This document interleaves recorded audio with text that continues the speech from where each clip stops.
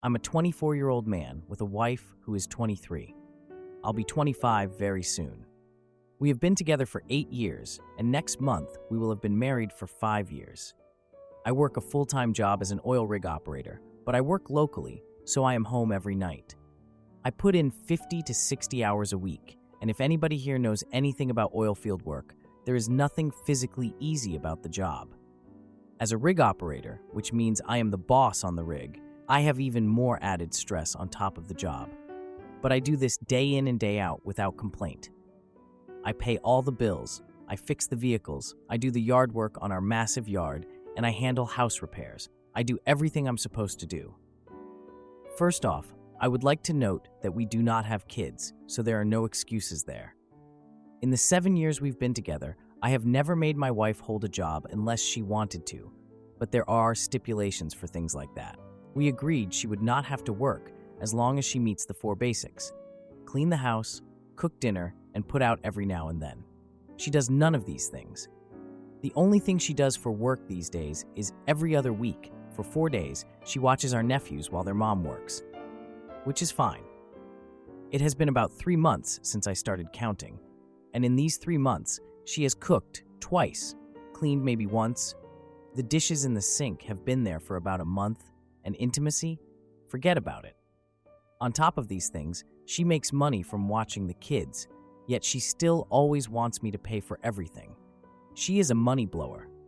I've had many opportunities to advance financially in the last few years, but I can't save anything because no matter how many times I tell her not to spend all the money I have left after paying all the bills, she still blows it. Every single day for months now, she has had to create an argument either while I'm at work or when I'm on my way home. I'm just a regular dude trying to work and build a life here. But she insists on creating random and petty arguments every day that end in "don't talk to me" for the rest of the day. Then she acts like nothing happened the next day. She is very teenage-like in the way she starts arguments and in how she goes about it. Just like a teenager, no matter how many times I have voiced my feelings, she refuses to take responsibility for her actions and make a change. I've changed my whole life for this woman. Did I mention that when she gets drunk, she is literally the most hateful person I have ever met? But the next day, it's like it never happened to her. She refuses to take responsibility for herself, doesn't know how to do anything an adult should, so I have to handle almost everything in our marriage. When I do speak up with her like an adult and voice my feelings about how I feel unappreciated for everything I put myself through, she goes into a teenage drama mode and blows up on me because she can't handle just talking about issues like an adult. Instead, she flips it around on me, and apparently, I'm mean or an asshole for voicing those feelings. Now for an update, I recently discovered that she had been stealing my grandmother's Percocet. I also get them because I've destroyed my knees working to keep us afloat. I found out that she had also been stealing them from me, so I had to borrow them from my grandmother. Well, I hid them because I knew she would take them without asking when I work, so I had to hide them. She asked me one day if I had them, and I said no, but I did. They were hidden in my lunchbox in an Aleve bottle. I went to shower, and I just knew I had heard something. After I got out, for a few hours she sat right next to me, which is unusual, trying to butter me up. At that point, I knew she knew, but I didn't give in. When I tell her I don't have anything, she suddenly starts faking like she has pain and kind of nonchalantly says weird things that imply what she wants. A few hours went by, and she started one of her petty little arguments, saying she was mad at me for lying to her.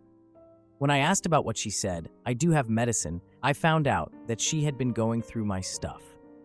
I don't know when she started this goofy pill stuff because this has never been a thing. But for the last 6 months, it's like every day she has been asking about them, or for me to try to get them from my grandmother. If I tell her no, and I've told her 100 times to please stop asking, I'm tired of hearing about pills from my wife. I've tried explaining to her this is not normal behavior. Then she waits until she can go through my stuff and steal them. She does the same thing to my grandmother. I have stuck around this last year or so, hoping for things to get better, but they keep getting worse with her. Don't get me wrong, I do love her, but it feels as though there is more bad than good. Why am I married, working full-time, taking care of all outside and repair chores, cleaning and cooking? And intimacy is down to maybe once a month, if even that. I'm 24. I'm too young to already be stuck like this. I don't know what happened to her, but she literally contributes nothing to our household or to me as her husband, while I unalive myself daily for her, and I'm physically and mentally exhausted. How long do I keep on like this? Do I keep wasting my 20s like this for a woman who doesn't appreciate me? I want advice here. I'm so conflicted with my feelings about the situation. Now, for a few comments before the update. Comment 1. Bro, you are young and have a lot going for you. Do not waste one more moment on this person. You have plenty of time to start over.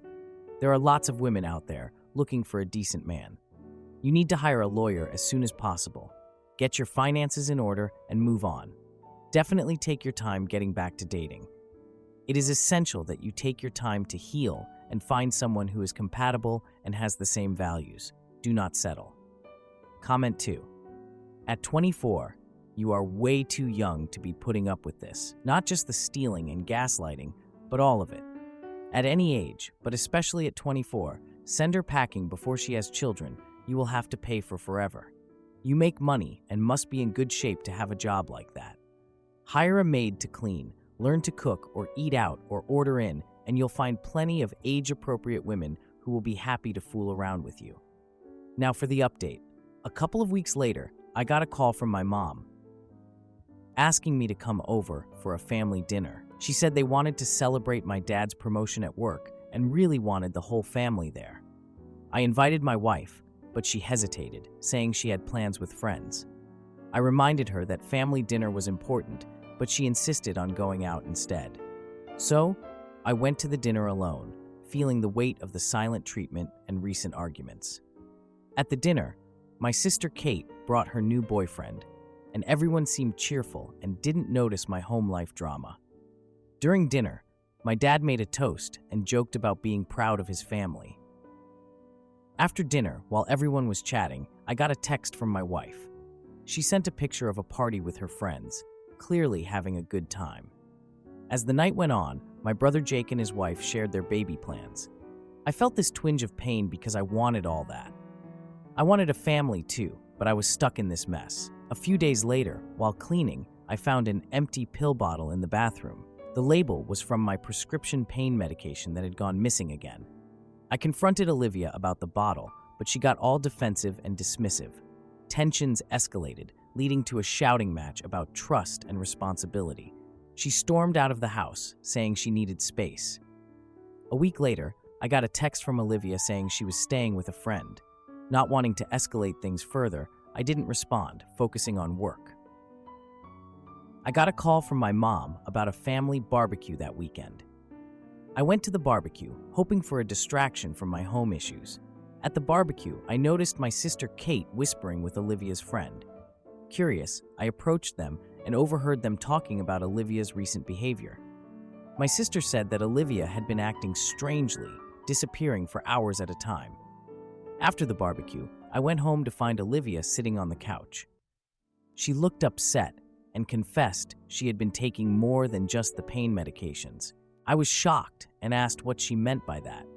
She said she had been using other substances to cope with her feelings about our marriage. We had a heated argument about the seriousness of her admission. Olivia insisted she needed help but didn't know how to ask for it. The next day, I got a call from an unknown number. It turned out to be a local rehab center offering programs for addiction recovery. The caller said Olivia had reached out for help, but didn't leave any details. I decided to meet with the rehab center to understand what Olivia had done. At the meeting, I learned that Olivia had expressed a desire for change, but needed support to follow through. Edit. After the meeting, I spoke with Olivia. She explained her substance use was a way to escape the emotional pain from our marriage. She wanted to commit to a recovery program and work on our issues. It was a long road ahead, but she felt hopeful about our future together. Am I the idiot for calling out my boyfriend for being a selfish jerk during my mom's birthday dinner? I, a 22-year-old female, and my boyfriend, a 23-year-old male, have been dating for over 6 years. I wouldn't say that there was much wrong with our relationship until more recently. We're having a hard time transitioning from college to the real world. A little background. I graduated in 2020, the godforsaken infection 19 year, and decided not to go to school. Instead, I stayed in our hometown and continued working. He decided to take the more traditional route with school. With our schedules being a little bit opposite, it was a hard adjustment, but we made it work for all 4 years. Until the last month of him being there, it kind of seemed like he was not wanting to graduate and wanted to hold on to all those great memories he created. I had a lot going on at home that I had to deal with on my own while he was having one last hurrah for his last month of being there. We had a conversation about that and how, unfortunately, sometimes you have to skip out on the good to be there for your partner. He agreed and said he would do better moving forward. I believed him. About 2 months after that, I had a whole lot of family drama going on. With his new job and navigating life outside of school, it seems that I once again became a second thought in his life. I feel like I've been understanding in many capacities. I can't even begin to understand the transition from college life to working life. But I'm having a hard time with a boyfriend who seems to only want to live the way he did when he was in college, and we barely saw each other. We're having a hard time navigating this transition as a couple from barely seeing each other and not really being able to communicate much because of our schedules, to now having more time and being in the same city again. It seems like we still have a lot to grow as a couple and as individuals, but I don't know how to do that when I don't feel like any sort of priority in his life. We recently got into another argument, which has led us to today and this Reddit post. He wants to seek therapy to help him better understand why he's having such a hard time with this change. But at this point, I feel like a broken record, saying the same thing and asking for a partner who can be beside me in the hardest and darkest of times. I don't need his attention all the time, but sometimes we all need a little extra help, and I guess I just thought I could count on him for that. My question is, how do I move forward with him? It's been a couple of months of this, with him telling me he's going to change, and then there being no change. Now that he's decided he wants to seek therapy to try and better himself, I'm not sure how to move forward, considering it's been months of me asking for him to try to change and be a supportive partner. Am I supposed to stick around? Should I be speaking with him during this, or do I let him figure it out on his own and change for himself and not for me? Am I in the wrong? How do we move forward? Now, for a few comments before the update. Well, actually, this post didn't have any comments. Now, for the update. It's been just over 2 days since my boyfriend and I had that huge fight about how he's been so freaking distant. He texted me that morning, saying he started looking into therapy options. I mean, I was skeptical as hell, but I figured, why not give him some space to try and figure his stuff out? I wasn't holding my breath or anything. My family had planned a Sunday dinner to celebrate my mom's birthday, and my boyfriend said he would join us. Honestly, that made me feel a little hopeful, like maybe he was trying to be a part of my life again. I spent the day cooking with my sister, and we were just vibing, talking about our plans for the meal. My sister mentioned how she thinks my boyfriend has been acting weird lately. Like, duh. But I didn't want to get into it, so I just brushed it off and said he was working on himself. The dinner started with everyone sharing their favorite memories of my mom, which was super sweet. My dad made a toast, and it brought laughter and smiles all around, which is exactly what we needed. Halfway through dinner, my boyfriend showed up late, looking all flustered. He didn't even acknowledge the birthday celebration. He just went straight for the food, which really ticked me off. My mom hugged him, welcoming him warmly despite his late arrival, but I could tell people were starting to notice his lack of enthusiasm. I noticed my brother Jake whispering to his girlfriend Rachel, glancing at my boyfriend. After dinner, I caught my boyfriend texting on his phone, seeming totally disengaged from everything. When I asked him what was wrong, he just shrugged and said he was tired. My younger sister Kate was trying to make conversation and asked him about his new job. He answered her briefly, then returned to his phone. I mean, how dismissive can you get? So I excused myself to the kitchen to help my mom with dessert. And while in there, I overheard Jake and Rachel discussing my boyfriend's behavior. I returned to the table with dessert, trying to keep the mood light, but it was hard. My boyfriend finally put his phone down when dessert was served, but he seemed just as distracted during the cake cutting, barely looking at anyone. I offered him a piece of cake, but he pushed it away, saying he wasn't hungry. My mom then asked if everything was okay between us, and that prompted this awkward silence. After dinner, we moved to the living room for presents, which is a family tradition. My mom opened her gifts, smiling at each one, while my boyfriend remained quiet and kind of out of it. I noticed my brother looking concerned, exchanging glances with Rachel. After presents, my boyfriend suddenly stood up, saying he needed to leave. I was so caught off guard and asked if he was okay, but he just nodded. So outside, I confronted him about leaving so abruptly. I asked why he hadn't mentioned work earlier, and he just said he had to go in early the next day. We ended up arguing about communication, and he mentioned feeling overwhelmed. Then he just stormed off, leaving me standing in the driveway all confused and hurt. I returned inside, feeling the weight of everyone's eyes on me. My brother asked if I was all right, and I just shrugged, feeling so embarrassed. The next day, I got a text from my boyfriend saying he wanted to talk. We arranged to meet at this quiet spot near the lake after work, which is usually our go-to. When I arrived, he was already there, looking anxious, like he was about to confess something. He confessed he was struggling with his new job and didn't know how to handle it.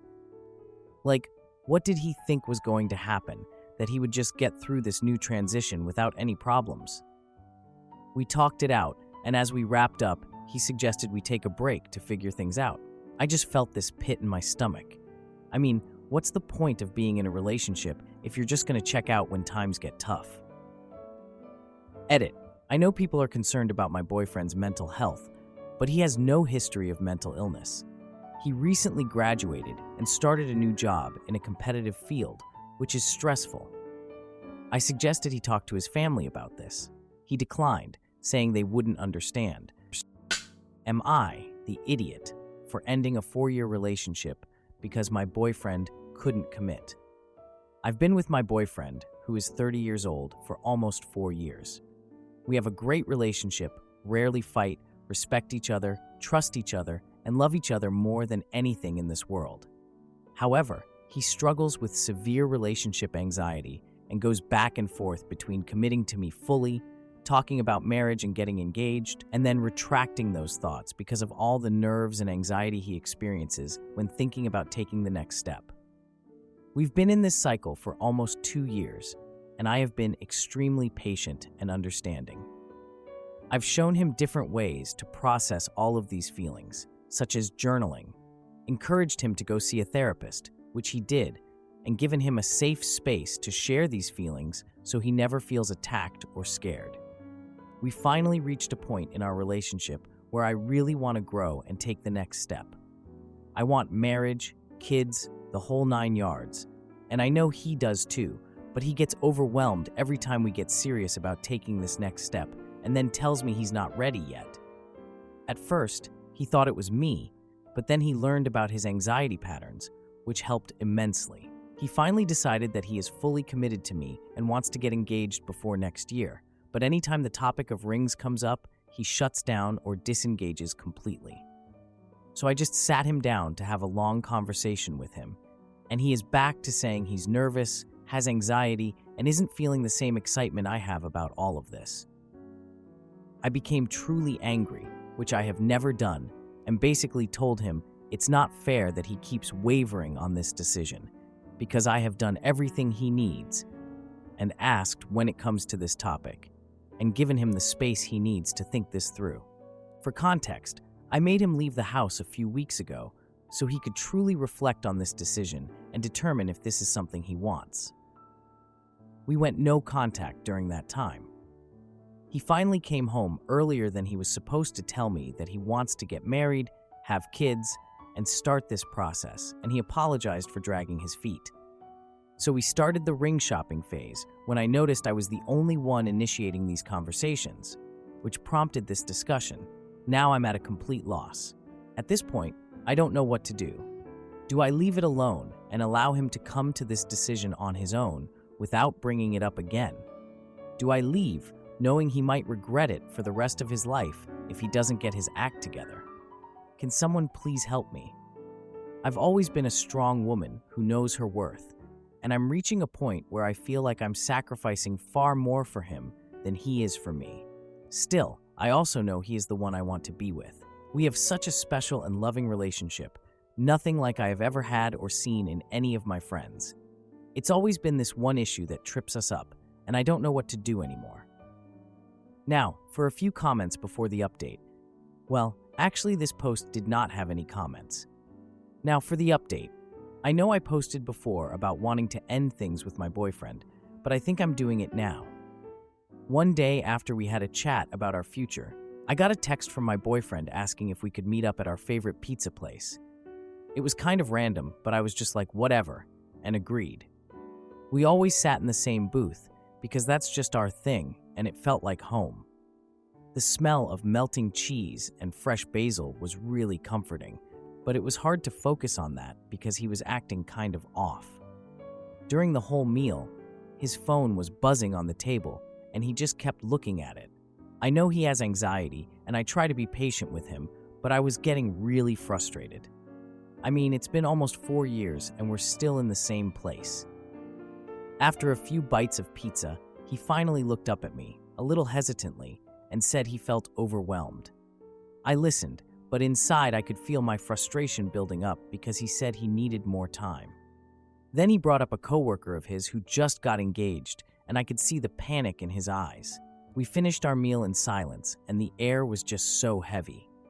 I was tired of the silence, so I invited him to my parents' anniversary party the following weekend. I thought it might help him feel more connected to me and my family. He agreed, but I could see he was still uncertain about our future. The party was pretty lively, filled with laughter and clinking glasses, but it was hard for me to enjoy it because my parents were so in love and always all over each other. They were basically the opposite of what I had with my boyfriend. My dad gave a toast to true love during dinner, and I could see my boyfriend tense up.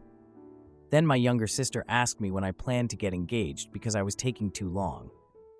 My boyfriend started fidgeting with his napkin, and it was clear that her question unsettled him. I tried to lighten the moment with a joke, but he suddenly stood up and left the table. I went after him and found him sitting on the porch steps, staring at the ground like he always does when he needs to think. I wanted to talk about what just happened, but he changed the topic to the weather. I was so frustrated, I just went back inside and left him out there. Later on, I overheard my sister telling my mom that she thought my boyfriend wasn't serious about our future. That really stung, but I brushed it off. I didn't want to create a scene at my parents' anniversary party. After the party, I decided to take a break from texting him. I wanted him to reach out first for a change. Days passed without any messages from him, and I was getting more and more frustrated. Finally, I texted him to suggest we meet up to talk. He replied that he was busy with work. I was like, okay, whatever. That weekend, I went out with some friends to a local bar because I was just trying to distract myself. While I was there, I ran into my boyfriend's coworker who was celebrating her engagement. She mentioned that my boyfriend had been talking to her about his relationship issues, and I felt this sinking feeling in my heart. So he's been discussing our problems with others instead of addressing them with me directly. I felt like I needed to confront him because I wanted some clarity, so I decided to show up at his office the following week. When I got there, I found him chatting with a group of coworkers, and he looked so comfortable and relaxed. But then when he saw me, he tensed up and tried to change the topic to work. I insisted that we talk about our relationship, and he reluctantly agreed to step outside. He admitted he felt lost and didn't know how to move forward. I just told him that I can't keep waiting forever. He seemed shocked at my directness, and we ended up having a heated argument. In a fit of frustration, I pulled out my phone and showed him a text from my sister where she expressed her doubts about him. He got so angry and claimed that I had been influenced by others and accused me of not trusting him. I knew this conversation was going nowhere, so I just walked away. The following week, I got an invitation to my coworker's wedding, and it sparked an idea in my mind. I decided to go, knowing my boyfriend would feel left out, and planned to post about it on social media. At the wedding, I had a great time, posting fun pictures with my friends and just enjoying the moment. When my boyfriend saw the pictures online, he texted me angrily, demanding to know why I didn't invite him. I told him that I needed a break and didn't want to be tied down, and that just left him fuming. This led to a back and forth of heated messages, with him feeling betrayed and me feeling empowered. I chose to end the conversation with a simple message that said, "I deserve someone who is sure." I think that just sums everything up perfectly and leaves no room for interpretation. Edit. After I sent that last message, I felt a mix of relief and anxiety. I knew it was the right thing to do, but the uncertainty about my future was daunting. My boyfriend and I had a lot of mutual friends, so I was concerned about how they would react to our breakup. Surprisingly, most of them supported my decision, saying they had noticed how unhappy I had been. Some friends even admitted they were surprised it hadn't happened sooner. It felt good to have people understand my choice. I also realized that my self-worth isn't dictated by someone else's commitment. I deserve someone who is certain about me, and now I just have to focus on finding that person. If you like this video, you'll probably like these too. Also, while you're here, please consider subscribing. It's your support that keeps this channel alive and allows me to make better and longer videos. Have a great day.